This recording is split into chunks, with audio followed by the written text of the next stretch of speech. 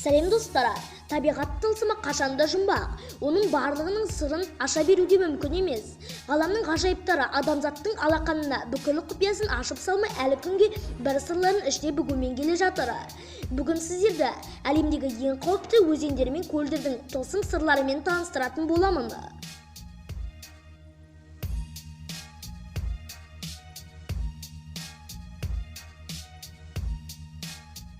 Камерун жерінде орналасқан Ниос көлі көркімен көз тартады. Елдің солтүстік батысында орналасқан көл әлемге ажал құштырушы деген атпен де танымал. Дәл мұндай атқа ие болуының да өзіндік тарихы бар. 1986 жылы көл маңайындағы елді мекендердің тұрғындарының мал жанына, тіпті ұсақ жәндіктеріне дейін түгі қалмай қырылған екен.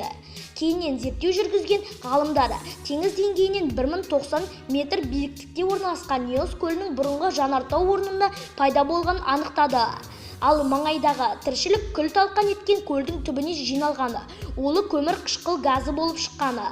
Ұзағынан жиналған газ суды жарып, сол күні ауаға шыққан екен. Уақыт өте келе табанына көмір қышқыл газын жинайтын көл әлі де қауіпті болып саналады екен.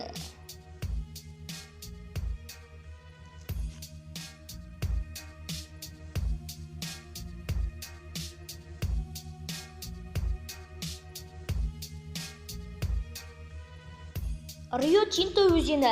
Рио-Тинто өзені бұл Андалусия тауындағы ағып жатқан өзені. Көне замандардан бері бұл өзен жағасында кен байыту істері жүргізіліп келе жатыр. Алтын, мыс, тағы басқа металдары. Соның салдарынан өзенді күкірт қышқыл басып кетті. Мұндағы көптеген қазба карьерлері айдың пейзажына өте ұқсас келеді. Ай пейзажы мен қызыл өзен сюрреалистік картинаны еске түсіреді. Ғалымдардың пікірінше Марс, Ай және Юпитер ғаламшарының жер қыртысының астында дәл осындай өзендер болуы мүмкін деседі.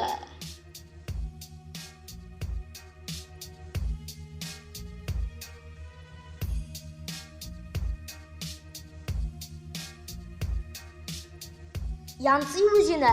Қытай өзені Янцзы Евразиядағы ең ұзын әрі суы мол өзені. Сонымен қатар бұл өзен әлемде ұзындығы жөнінен 3-ші орында.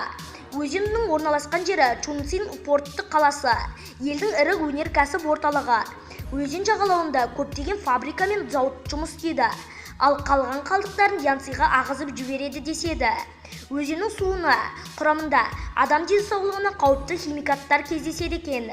Қытай елінің басшылығы өзенді қайта қалпына келтіреміз деседі.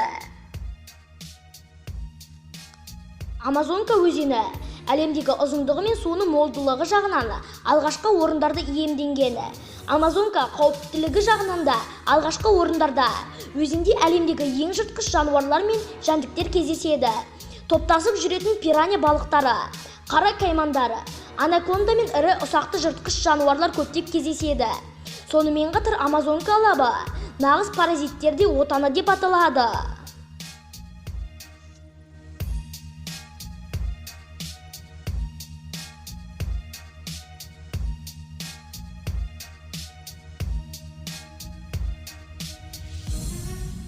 Достар, сіздерге бұл видео ұнаса, лайктарыңызды басып қойыңыздар.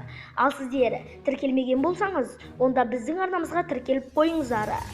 Достар, сіздер біздің видеомызды үзбей көретін болсаңыздар, онда қоңыраушаны басып қойыңыздар.